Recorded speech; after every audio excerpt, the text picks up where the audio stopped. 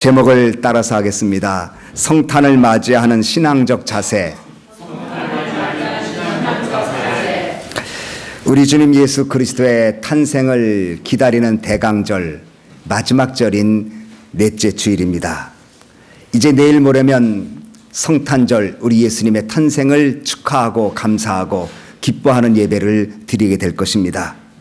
이제 성탄을 앞에 두고 어떤 자세로 우리는 우리 예수님의 탄생을 맞이해야 하는지, 어떤 신앙적인 모습을 갖추고 매년 행사되어지는, 매년 지나가는 성탄이 아니라 진정 내 심령 속에 예수님이 탄생하고 예수님 마음이 내 속에 있는 그 신앙적 자세를 갖추게 될 것인지 본문 말씀을 생각하면서 함께 은혜를 나누려고 합니다. 한 아기가 유대인의 왕으로 태어났다는 소식이 온 유대 땅에 퍼지게 될 때에 성탄 소식을 접한 네 종류의 사람들의 모습을 우리가 보게 되면서 나는 이 중에 어떤 사람의 신앙적 모습을 가지고 있는가를 생각하고 우리 마음의 도전이 되기를 바랍니다. 첫 번째로 헤롯 왕이 가지고 있는 그 모습을 통해서 자기가 왕으로 사는 자의 신앙적 모습입니다. 당시 예수님 탄생 당시는 헤롯이 유대를 다스리는 분봉왕이었습니다. 물론 로마 총독이 다스리고 로마 황제가 다스리고 총독이 다스리지만 그 유대 나라 사람들에게 분봉왕을 세워서 유대를 치리하게 꼭두각시 왕을 세웠었습니다. 그런데 헤롯 왕이 동방에서 신비롭게 생긴 두 박사들이 왔습니다. 동방이라고 말하면 지금의 바벨론, 즉 이라크 정도라고 이해하면 될 것입니다. 동방에서부터 박사들이 몇 명이 왔는지는 모르지만 지혜로운 지혜자들이 별을 보고 유대까지 찾아왔습니다. 그리고 헤롯궁에 들어가서 유대의 왕이 태어났는데 어디서 태어났는지 알겠느냐고 물어보는 것입니다.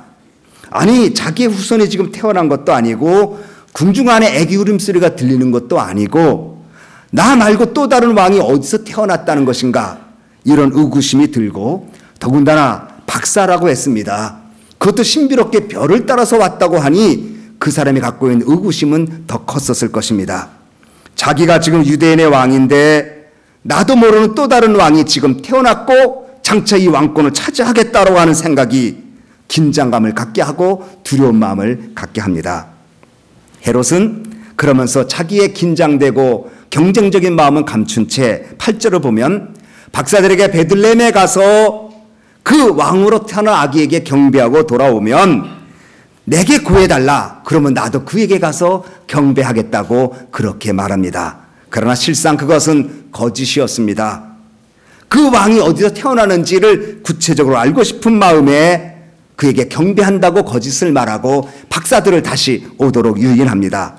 그러나 12절과 16절을 보면 헤롯의 속마음은 유대인의 왕으로 태어난 아기 예수님을 죽이려고 한 것이었습니다. 동방 박사들이 헤롯에게 돌아가지 않자 그때를 전후로 해서 2살 미만의 모든 남자아이를 죽여버리고 말았습니다. 성탄의 소식은 왕이 태어났다는 소식입니다. 예수님은 이 땅의 왕이고 만유의 주고 예수님은 온 세상을 다스리는 왕 중의 왕이십니다. 나폴레옹은 1821년 5월 5일 유배지인 세인트 헬레나 섬에서 죽어갈 때에 나는 총과 칼로 왕 노릇하고 세계를 지배해 보려고 했지만 실패했고 나사렛 예수 그대는 온 세계를 사랑으로 지배했다. 나는 패배자요, 나사렛 예수 그대는 승리자다. 이렇게 말하고 그는 죽었다고 하는 유명한 예화를 기억합니다. 그렇습니다. 성탄은 왕의 탄생을 축하하는 날입니다. 일국의 대통령도 당선되면 온 나라가 그 대통령에 집중하고 대통령의 취임과 대통령의 그 일들을 기대하는 것처럼 온 세상은 만왕의 왕이신 우리 주님 예수 그리스도 그분의 탄생을 기억하고 생각해야 되는데 뜻밖의 헤롯 왕은 또 다른 왕을 두려고 하지 않습니다. 심지어 그 왕을 죽이려고 합니다. 왜냐하면 내가 왕 노릇 하려고 하기 때문입니다.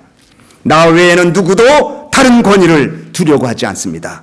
오직 자기 자신만이 자기의 왕이고 자기의 삶의 주인이고 자기의 삶의 지배자라고 생각합니다. 그러게 자기를 간섭하는 또 다른 왕, 또 다른 권위자를 인정하지 않으려고 하는 것이 오늘 우리의 모습입니다. 현대를 가리켜 뉴 에이지 시대라고 말합니다. 뉴에이지 시대의 특징 중에 하나가 절대적 권위를 인정하지 않는다는 겁니다. 절대적 권위를 인정하지 않고 절대적 진리 인정하지 않고 상대적 진리 인정하고 상대적 권위를 인정합니다. 그러게 오직 예수라고 말하면 부정합니다. 예수님만 길이요 진리라고 말하면 거절합니다. 왜냐하면 상대적 진리에 익숙한 뉴에이지 시대이기 때문에. 그러기에 인간 스스로 구원자라고 말합니다. 인간 스스로 왕이 될 수 있다고 말합니다. 인간 스스로 유토피아를 만들 수 있다고 그들은 얘기합니다. 요즘 우리 기독교가 보이지 않게 핍박이 있습니다. 그것은 우리 기독교인들이 빛과 소금의 역할을 못한 것도 있지만 본래 기독교는 철저하게 고난받는 종교입니다. 지금도 많은 종교 중에 가장 기독교인들이 핍박을 받고 현재에도 가장 많은 크리스찬들이 순교를 당하고 피를 흘리고 있습니다. 왜 그럴까요? 예수 그리스도만이 왕인 것을 믿고 살기 때문입니다. 그러니까 거기에 따라서 세상은 예수님이 왕이 아니라고 말합니다. 헤롯 왕처럼 예수님을 죽이려고 합니다. 그래서 엔티 크리스찬들은 이 절기가 왜 있어야 되느냐? 왜 크리스마스냐? 할러데이다. 왜 크리스마스 추리를 두느냐? 이거 모든 시즌, 모든 사람들이 공감할 수 있는 할러데이다. 그래서 메리 크리스마스는 말이 없어지고 있습니다. 메리 할러데이는 있는지 모르겠습니다. 이게 이런 시대입니다. 왕을 인정하지 않습니다. 예수님이 왕으로 오신 것을 거절합니다. 심지어 헤롯 왕처럼 죽이려고 합니다. 이것이 헤롯의 모습입니다. 여러분은 예수님이 여러분의 주님으로 믿고 있습니까? 여러분이 예수님을 왕으로 정말 모시고 있습니까? 내 생각과 내 판단과 내 주관대로 살지 않고 예수 그리스도 그분의 뜻대로 살겠다고 진정 원하고 있습니까? 이것 없으면 여러분 또 다른 헤롯입니다. 두 번째로 일반 백성들의 신앙적 모습입니다. 유대인으로 왕으로 오신 이가 왔다는 소문을 듣자, 동방박사 이야기를 듣자 온 유대는 소동이 났습니다. 너무 놀라운 소동이 났습니다. 3절 나같이 있습니다. 시작. 헤롯 왕가 온 예루살렘이 듣고 소동한지라. 아니, 왕이신 예수님이 탄생했다는 소식을 듣고 소동했습니다. 영어로는 disturb라는 말을 썼어요. 온 헤롯 왕가 온 예루살렘이 기뻐하고 즐거워서 소동한 게 아니라 이게 무슨 일인가? 반응은 보이는데 소동은 나는데 그것으로 끝났습니다. 아, 또 다른 왕이 태어났구나. 그것으로 끝났습니다.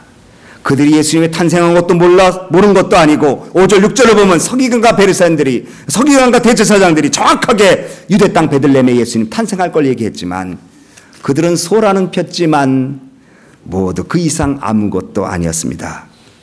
오늘날 크리스마스 때가 되면 소란합니다. 온 쇼핑센터에 사람들로 북적거립니다. 선물 하나씩 다 들고 나옵니다. 나쁘다고 말하는 것이 아닙니다. 그리고 모든 가족들이 모여서 즐거워합니다.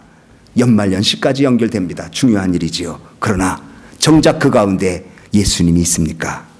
예수님의 마음이 있고 예수님의 사랑이 있고 예수님의 나눔이 있고 예수님의 섬김이 그 속에 있는지 우리는 물어봐야 할 것입니다.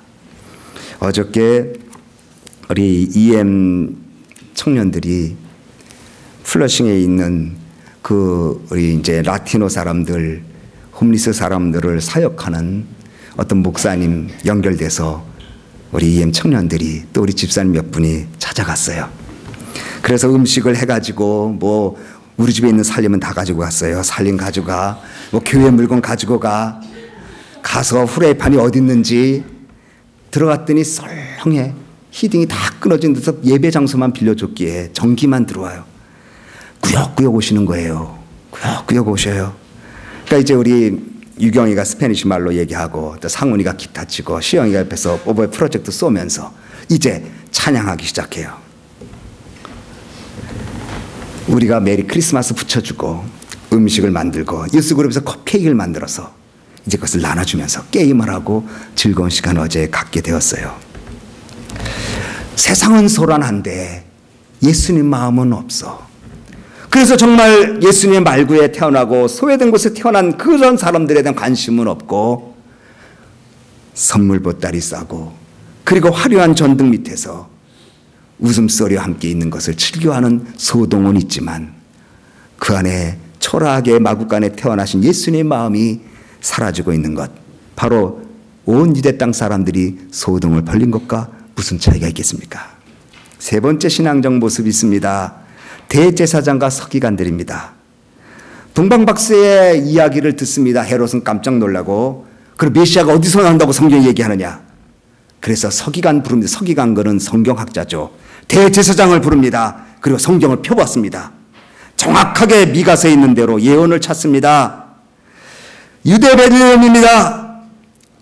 여기에 기록된 바 유대 땅 베들레헴은 나는 유대 고을 중에 가장 작지 않다. 내게서 한 다스리는 자가 나와서 내 백성 이스라엘의 목자가 되리라. 미가서 5장 2절의 말씀을 성경을 정확하게 찾아서 보여줍니다. 예언의 성취를 보여줍니다. 그런데 아쉬운 것은 이분들은 예수님의 탄생은 알았지만 경배하지 않았습니다. 오늘 많은 성경을 공부합니다. 많은 제자 훈련을 받습니다. 많은 크리스찬들이 지식은 갖고 있습니다. 성경에 대한 난리지는 있습니다. 그런데 체험이 없습니다. 머리는 커졌는데 손과 발은 연약하게 묶여 있습니다. 가슴이 뜨거워지고 머리도 채워질 뿐만 아니라 우리의 손과 발이 우리 지금 예수 그리스도의 손과 발이 되어야 하는데 지식으로만 알무로만 끝나는 사람들이 많습니다. 예수님을 모르지 않습니다. 예수님이 어떻게 오시고 어떻게 돌아가시고 어떻게 오실 것을 얘기합니다. 성경을 펴서 얘기합니다. 그러나 그 속에 예수님이 없습니다. 그래서 예수님의 정신이 없기 까닭에, 예수님 마음이 없기 까닭에 예수님과 관계없는 삶을 삽니다. 오히려 예수님의 이름으로 싸웁니다. 오히려 성경을 들이대고 나눠집니다. 아는 것으로 끝나는 것이 오늘 우리의 문제입니다. 제 친구 목사님 한 분이 있어요. 카나다에서 목회하는데 제가 새벽에 얘기했는데 이분이 목회하면서 40일 금식 기도를 했어요. 이분이 대학생 선교회 출신이고 아주 참 좋은 분이에요. 40일 금식 기도를 했어요. 그래서 제가 그분 이제 격려하고 그랬었는데 만났어요. 총회 때 카나다에 있으니까 물어봤어요. 40일 금식 기도 끝나고 교회에 어떤 변화가 있었습니까? 난 그게 궁금하니까. 엄청난 성도들이 몰려왔습니까? 병든 자가 펄떡펄떡 일어났습니까? 귀신이 쫓겨나갔습니까? 물어봤어요.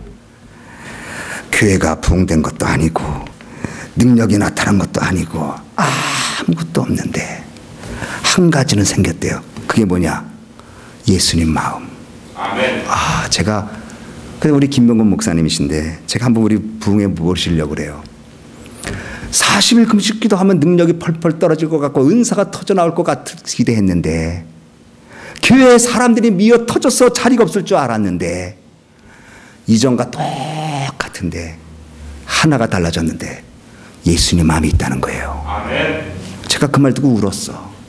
우리는 금식 기도하면 능력이 나타나고 응답을 받고 기사와 이적이 펄펄 떨어지는 걸 생각했는데 내가 죽는 예수님 마음이 들어온 거.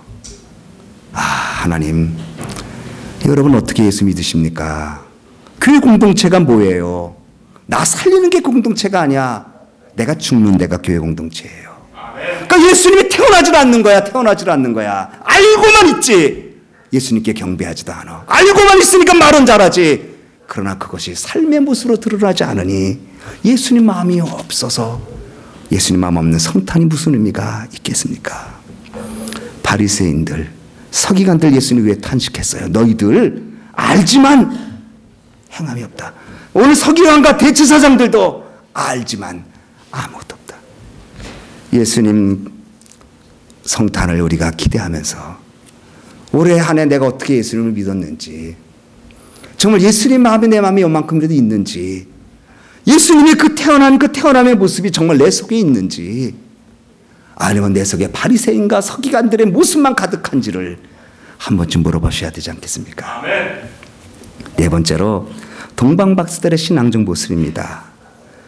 동방박사들이 동방에서 이라크 정도 된다고 그러죠. 거기서 먼 길을 찾아왔어요. 성경 보면 먼 길을 왔다고 그랬어요. 우리 한번 보겠습니다. 먼 길에서 왔어요. 우리 2장 1절 같이 읽겠습니다. 시작. 헤롯 왕 때 예수께서 유대 베들레헴에서 나심에 동방으로부터 박사들이 예루살렘 이르러 말하되, 동방은 말씀드린 대로 바벨론 지역입니다. 이라크 지역입니다. 그곳에서 예루살렘까지 오는 길이 어찌 쉬웠겠습니까? 오직 한 가지 목적을 가지고 그 먼 길을 왔습니다. 오직 한 가지 목적은 아기 예수님께 경배하는 것입니다. 한 가지 목적, 예수님만이 목적입니다. 예수님만이 드러나는 것이 목적입니다. 예수님만께 경배하는 것이 목적입니다. 성탄은 오직 예수님만이 보여야 이것이 진정 성탄인 줄 믿으시기 바랍니다. 동방박사들 예수님 만나기 위하여 대가를 지불합니다. 먼 길, 힘든 길, 답답한 길, 다시 말하면 예수님 만나기 나를 포기하는 겁니다. 나를 항상 버리고 주만 따라가겠네. 찬송 부르지만 정말 주만 나를 버립니까? 나를 버리는 것이 먼 길 오는 것입니다. 주님 한 분 그분 때문에, 오직 우리 주님 예수 그리스도 때문에, 그것도 잠깐 경배하고 떠나는 그 길을 위해서 수없이 먼 멀리 이역만리 길을 별 하나 바라보고서 찾아왔습니다. 아멘. 여러분의 인생의 순례길도 오직 예수님만이어야만 합니다. 아멘. 우리가 교회 온 목적도 오직 예수님만이어야만 합니다. 아멘. 그분이 나의 전체가 되고 그분이 내 중심이 되고 그분이 나께 영광을 돌리는, 그렇게 해도 이게 성탄이지. 아멘. 성탄절은 우리가 수없이 지내면서도 조금 더 내 마음속에 예수님의 마음이 없다면 진정 성탄의 마음이 들어가 달라고 기도해야 될 것입니다. 아멘. 그리고 예수님께 왔을 때 이들은 그냥 오지 않았습니다. 경배하고 경배할 물건을 갖고 왔어요. 황금과 유황과 모략을 가지고 왔습니다. 동방박사의 먼 길을 찾아온 한 가지 목적이 예수님이고, 또 한 가지 목적이 예수님을 경배하기 위하여 왔고, 그분에게 황금과 유황과 모략 귀한 것을 드립니다. 크리스마스라는 뜻은 크라이스트라는 말과 메스라는 말이 합쳐졌어요. 크라이스트라는 말은 그리스도라는 말이고, 메스라는 말은 미사라는 말이죠. 예배라는 말이죠. 그러니까 크리스마스는 예수님께 예배하는 날이지요. 아멘. 크리스마스 날은 방탕하게 지나고 즐겁게 지나는 날이만이 아니라 예수님께 경배하고 예수님께 경배할 뿐만 아니라 예수님께 예물 드리고 그분이 존귀함을 받는 것으로 인하여 감사하고 그분이 주신 은혜를 힘입어 살아가는 것이 신앙적 모습이 아니겠습니까? 이제 우리는 성탄절이 눈앞에 있습니다. 그동안 지나왔던 여러분의 삶의 모습에 신앙적 모습을 되돌아보시고, 하나님, 내 속이 말굴같은 가 허물어 맞습니다. 내 속은 정말 주님 오실 수 없는 곳이지만 예수님 말구에 태어나신 것처럼 제 심령에, 우리의 가정에, 우리의 교회에, 이 공동체 위에 예수님 마음이 태어나게 하옵소서. 아멘. 집에 들어가 아기께 무릎을 꿇고 경배했습니다. 무릎을 꿇었다고 그랬어요. 신앙생활은 무릎을 꿇어야 합니다. 아멘. 무릎을 꿇는 게 뭐예요? 겸손이에요. 아멘. 겸손이 뭐예요? 내 생각을 꺾어버리는 게 겸손이에요. 아멘. 교회에 나와서 우리는 주님 앞에 엎드리는 거예요. 사람 앞에 엎드리는 게 아니죠. 주님께 엎드리는 거예요. 우리 아기 예수님만이 영광을 받으시는 거예요. 이것이 크리스마스 정신이 아니겠습니까? 그리고 예물을 드리고 그분을 기뻐하는 일들을 행하는 것입니다. 저는 이제 말씀을 마치도록 하겠습니다. 성탄절이 다가옵니다. 그러나 행사로 지난 성탄절 되면 무슨 의미가 있겠습니까? 이번 성탄절은 우리 가정에, 우리 교회에, 내 심령에 예수님 마음이 태어나기를 바랍니다. 아멘. 이번 성탄절은 예수님의 섬김과 나눔과 그 사랑이 일어나기를 바랍니다. 아멘. 그러나 우리 힘으로는 그 예수님을 일으킬 수가 없으니, 마치 마리아 혼자 힘으로는 예수님을 태어나게 할 수 없고 성령이 임하여 예수님이 그의 몸을 일어난 것처럼 오늘 우리에게 성령이 임하여 아기 예수님 우리 가운데 태어나서 그분의 사랑과 마음과 은혜를 가지고 살아가는 대강절 되어지기를 참으로 바랍니다. 아멘. 이것이 주님이 원하시는 신앙적 자세요. 이 길만이 우리가 사는 길입니다. 우리 12절 다 같이 읽습니다. 시작. 꿈에 헤로데게로 돌아가지 말라. 지시하심을 받아 다른 길로 고국에 돌아가니라. 이렇게 신앙적 자세를 가진 사람은 하나님이 인도해 주십니다. 아멘. 무슨 일을 만나든지 만사형통하리라. 아멘. 나의 갈 길 다가도록 예수 인도하시니 아멘. 무슨 일을 만나든지 만사형통하리라. 아멘. 예수님 내 속에 있으면 무슨 일을 만나든지, 흑암의 깊은 곳에 빠져도 하나님이 포화를 감춰주시고 눕장문을 열어주시고 우리에게 푸르한 것으로 채우신다고 약속하셨으니 성령님 내 안에 임하셔서 예수님 마음 태어나게 하시고 성령님의 힘을 입어 예수님 마음으로 살게 하시고 정말 겸손하게 내 정신을 꺾고 내 생각을 꺾고 주님 앞에 경배하고 아멘. 그래서 주님의 인도함 받아 한 걸음 한 걸음 주와 함께 가겠네. 한 걸음 한 걸음 주 앞에 가가 반석에서 샘물나는 역사가 여러분 삶에 터져나와 하나님께 영광 돌리는 성탄절의 기쁨의 소식의 역사가 있어지기를 주님의 이름으로 축원합니다. 기도하겠습니다. 박수 힘차게 한번 쳐주시면 되겠습니다. 하나님께 영광 돌리겠습니다. 우리 기도하겠습니다. 하나님 앞에 우리 통성으로 기도할 때 사랑하는 우리 소망교회 식구들, 저는 여러분을 정말 무지무지 사랑합니다. 어찌 보면 저희 가정보다 저는 여러분을 더 사랑하는지 모릅니다. 혹시라도 1년 지나면서 우리의 마음이 헤롯 왕처럼 내 위에 다른 권위를 두기를 싫어했다면, 내가 내 인생의 주인인 것처럼 내 안만으로 살고 싶었다면 성령님 내 안에 들어와 달라고 기도하시면 좋겠습니다. 혹시라도 대제사장과 서기관들처럼 성경은 많이 알았는데 예수님 내 속에 탄생하지 않았다면 성령님 도와주셔서 마리아가 성령으로 잉태하여 아기를 낳은 것처럼 내 속에 예수님의 성령이 충만하여 성령 충만하여 예수님이 내 속에 가득 찰 수 있는 은혜가 달라고 기도하지 않겠습니까? 세상 사람들 철모르고 소란만 폈지 예수님은 없었습니다. 우리가 소란만 피지 정말 예수님 없었다면 예수님 들어오게 해달라고 기도해야 되지 않겠습니까? 그리고 동방박사처럼 오직 하나 예수님 영광 받는 것, 나는 죽고 예수가 살고 나는 꺾고 예수님이 높아지고, 그래서 그 사람에게 주시는 하나님의 인도하심이 오늘 여러분이 있길 소원하지 않겠습니까? 이 말씀 기억하면서 주님 내 속에 예수님 들어오시옵소서. 동방박사처럼 오직 예수님만이 내 삶의 주인이심을 고백하고 살게 해달라고, 그 예수님 앞에 무릎을 꿇고 경배하는 겸손과 사랑과 순종의 마음이 가득하게 해달라고, 우리 한번 다같이 통성으로 여러분의 기도가 귀에 들리도록 우리 다같이 통성으로 기도하겠습니다. 사랑과 은혜가